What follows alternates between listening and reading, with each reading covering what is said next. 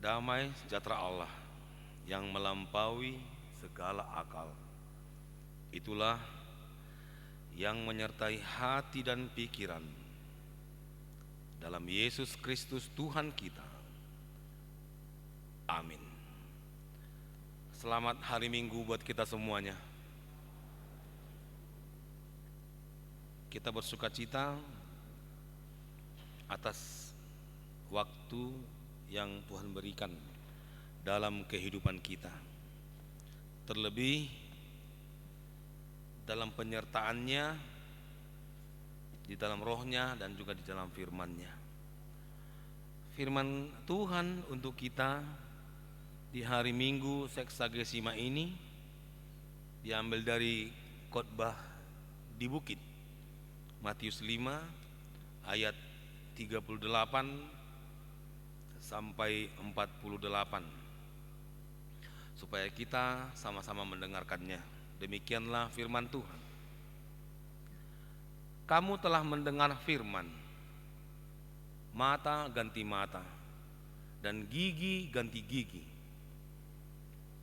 Tetapi aku berkata kepadamu, janganlah kamu melawan orang yang berbuat jahat kepadamu,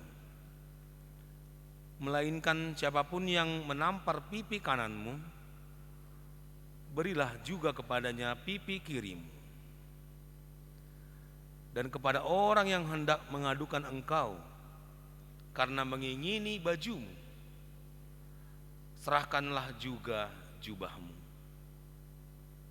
Dan siapapun yang memaksa engkau berjalan sejauh 1 mil, berjalanlah bersama dia sejauh 2 mil. Berilah kepada orang yang meminta kepadamu, dan janganlah menolak orang yang mau meminjam daripadamu. Kamu telah mendengar firman, kasihilah sesamamu manusia dan bencilah musuhmu. Tetapi aku berkata kepadamu, kasihilah musuhmu dan berdoalah bagi mereka yang menganiaya kamu. Karena dengan demikianlah kamu menjadi anak-anak Bapamu yang di sorga, yang menerbitkan matahari bagi orang yang jahat dan orang yang baik, dan menurunkan hujan bagi orang yang benar dan orang yang tidak benar. Apabila kamu mengasihi orang yang mengasihi kamu, apakah upahmu? Bukankah pemungut cukai juga berbuat demikian? Dan apabila kamu hanya memberi salam kepada saudara-saudaramu saja, apakah lebihnya daripada perbuatan orang lain? Bukankah orang yang tidak mengenal Allah pun berbuat demikian? Karena itu haruslah kamu sempurna, sama seperti Bapamu yang di surga adalah sempurna. Demikianlah firman Tuhan. Saudara-saudara yang terkasih, salah satu yang paling terkenal dari orang yang beragama Kristen adalah kasih.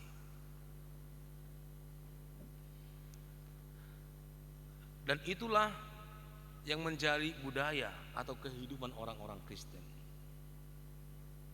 Walaupun sebagian orang memandang itu sebagai suatu kebodohan, termasuk juga salib. Salib adalah kebodohan bagi orang-orang yang malang, termasuk kasih. Untuk apa kita mengasihi musuh? Untuk apa kita mendoakan musuh? Dan ini perkara yang sulit. Anggo di bahasa Batak itu maulnai. Kenapa sulit? Mengasihi istri pun sulit. Masih istri itu. Mengasihi anak kita sendiri, anak sendiri sulit. Mengasihi teman-teman kita sendiri yang dekat dengan kita sulit. Sulit sekali. Enggak tamat-tamat.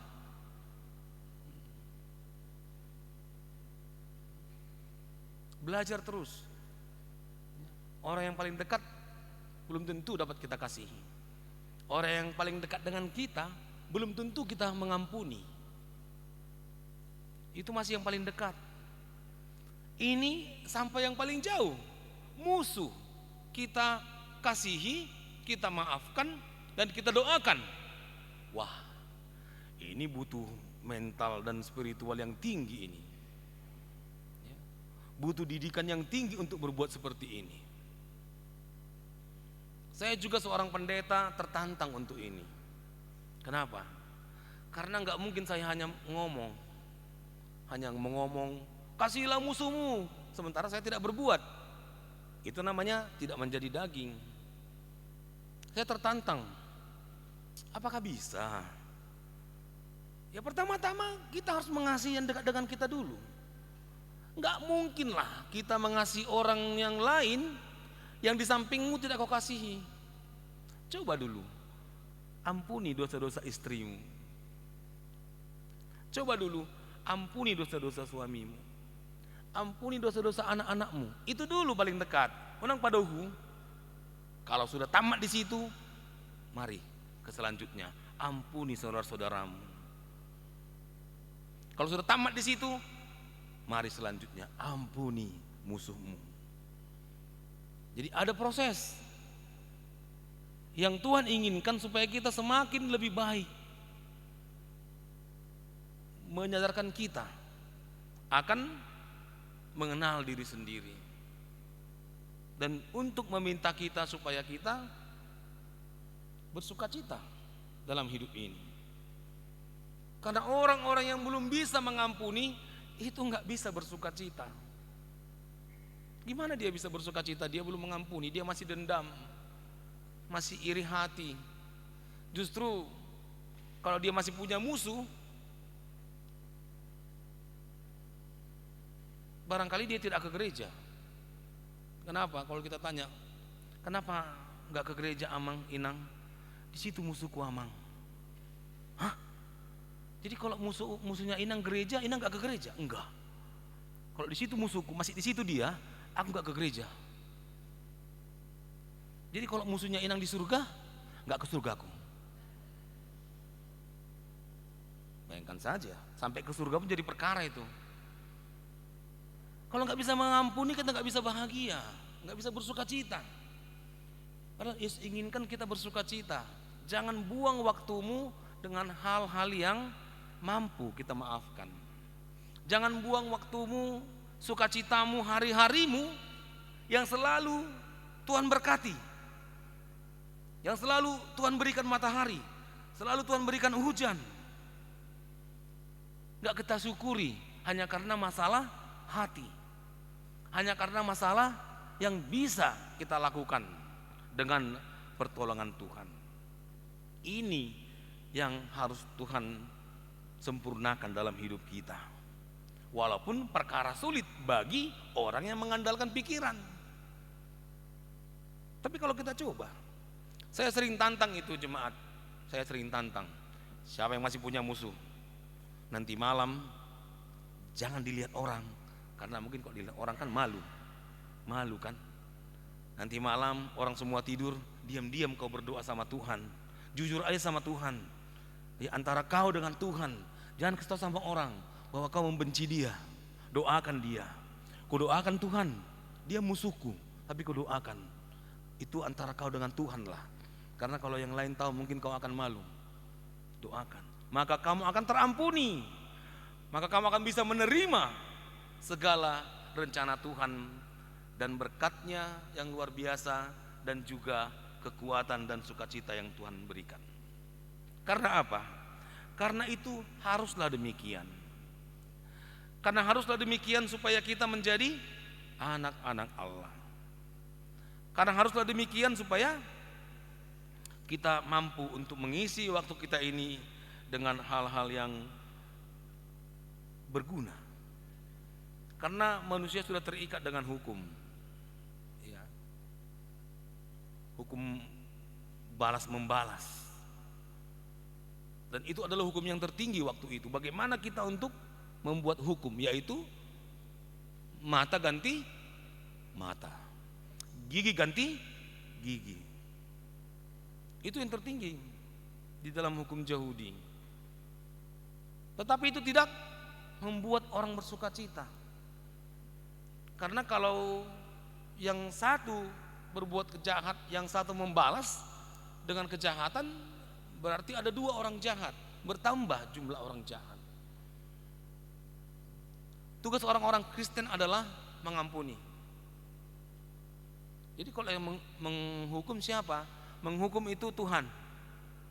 Ya, di dunia ini siapa yang menghukum? Tuhan melalui hamba-hambanya. Siapa hamba Tuhan untuk menghukum? Pemerintah, bukan kita. Tugas kita mengampuni. Yang menghukum itu Tuhan. Tuhan memakai hamba-hambanya untuk menghukum. Memukul juga Tuhan memakai hamba-hambanya untuk memukul.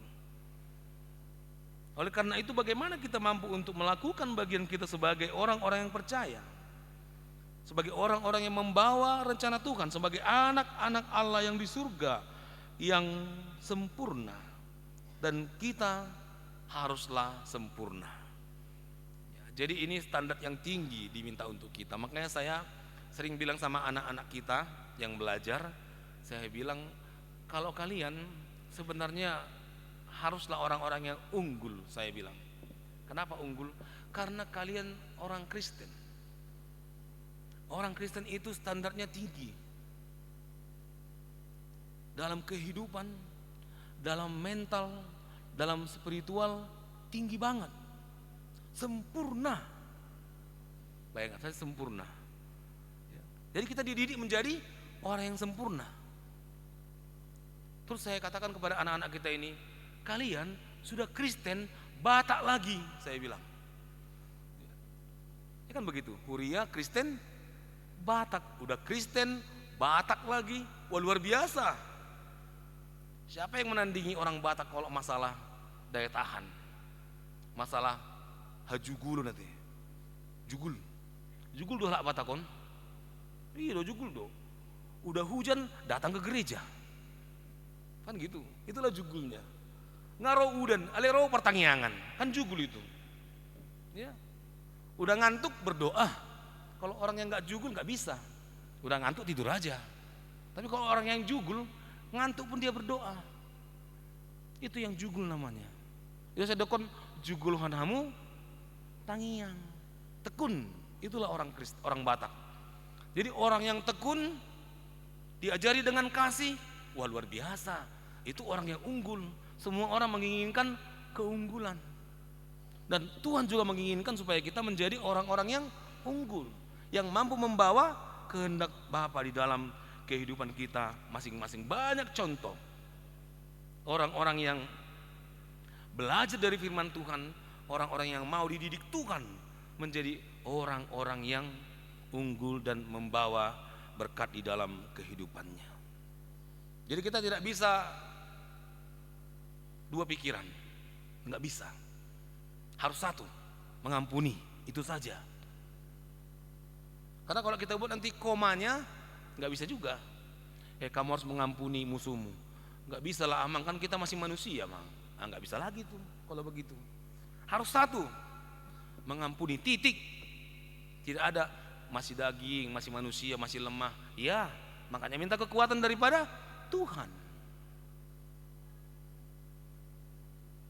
Apalagi 70 hari, 60 hari.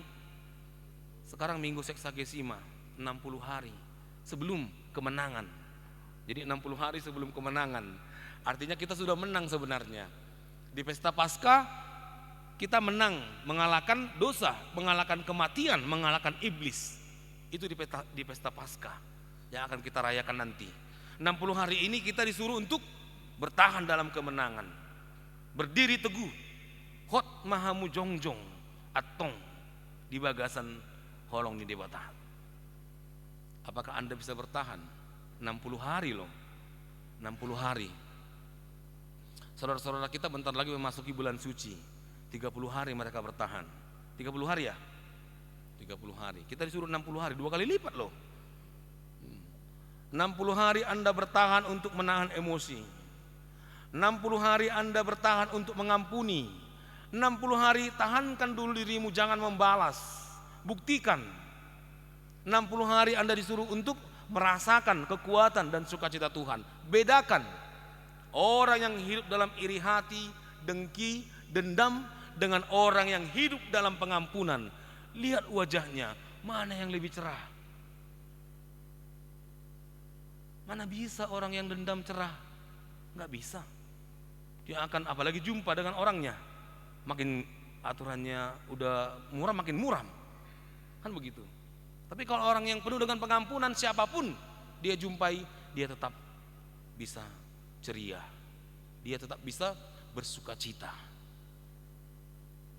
Itu yang harus kita buktikan, karena Tuhan menginginkan demikian.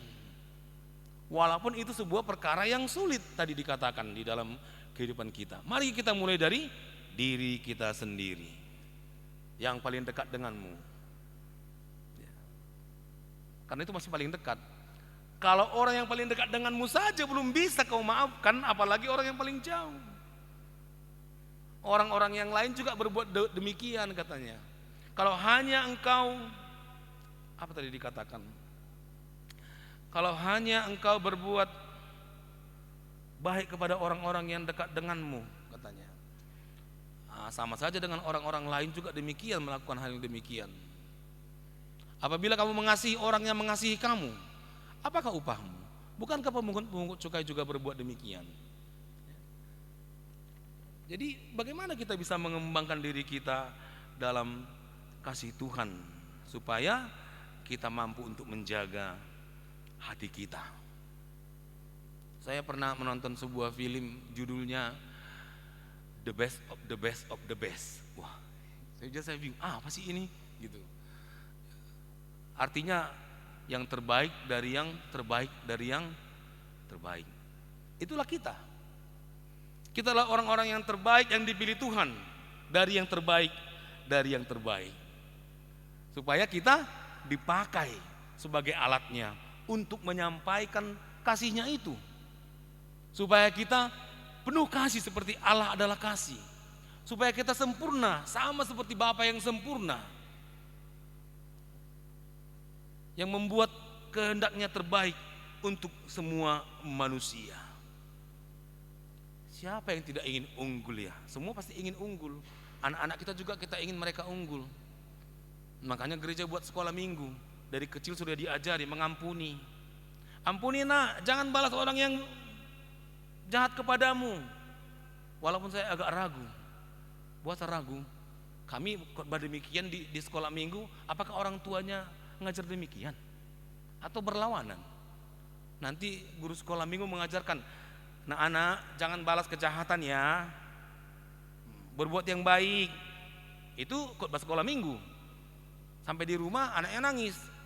Kenapa kamu dipukul si Anu katanya? Kau pukul lagi dia? Enggak, goblok gitu. Balas lagi, kan begitu. Apakah berlawanan khotbah kita?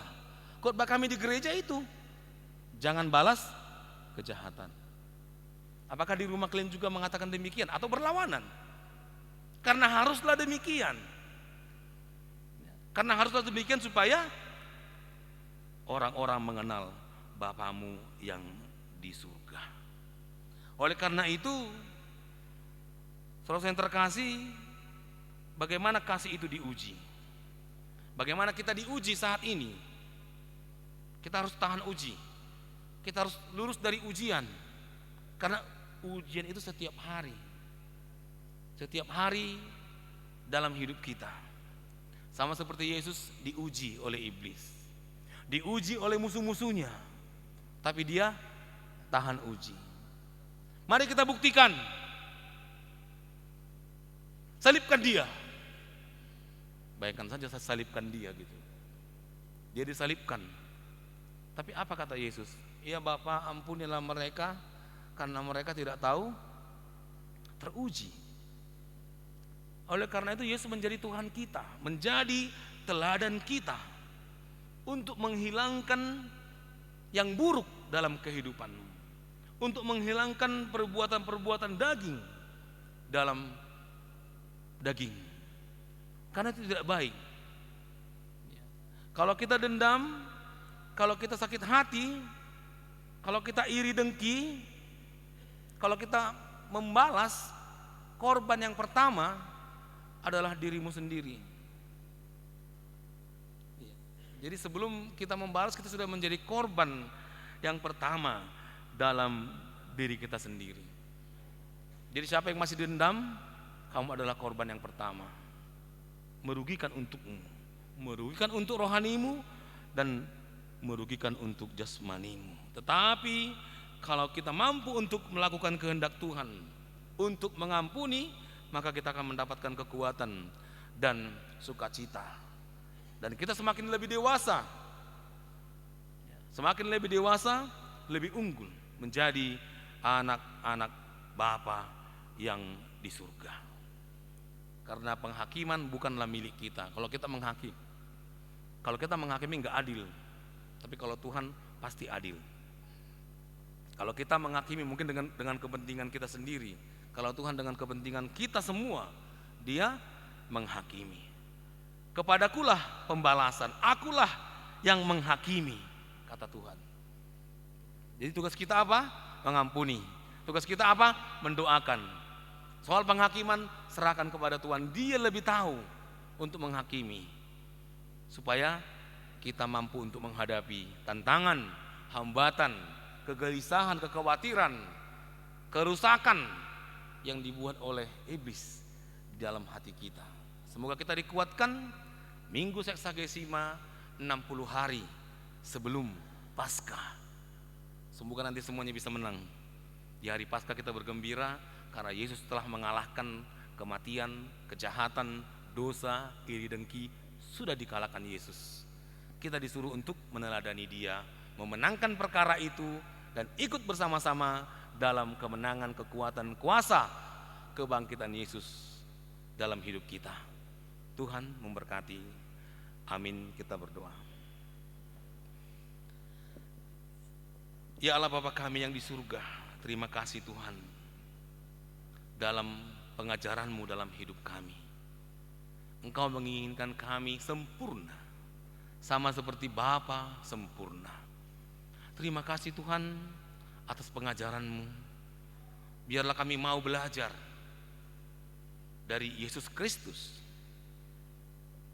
yang hidup sebagai manusia, menjadi teladan bagi kami, membawa kasih-Mu di tengah-tengah hidup kami, di rumah tangga kami, di tempat kami bekerja, dan dimanapun kami berada. Agar kami semakin kuat, semakin dewasa, mampu untuk memberitakan firman-Mu kepada seluruh manusia. Agar nama-Mu dimuliakan Tuhan. Agar orang-orang yang belum mengenal Engkau mendapatkan keselamatan. Agar orang-orang yang belum percaya menjadi percaya melalui hidup dan perilaku kami. Kuatkan kami Tuhan, kami mampu karena Engkau Allah kami yang mau dan Allah kami yang mampu untuk mengalahkan dunia ini. Terima kasih Tuhan, kami percaya Engkau menyediakan kemenangan bagi kami, asal kami mau bersama-Mu senantiasa setiap hari dalam kehidupan kami untuk menggapai sukacita, kekuatan yang Engkau berikan. Sempurnakan Tuhan segala permohonan kami dalam nama Yesus Kristus, Tuhan dan Juru Selamat kami. Amin. Kita bernyanyi.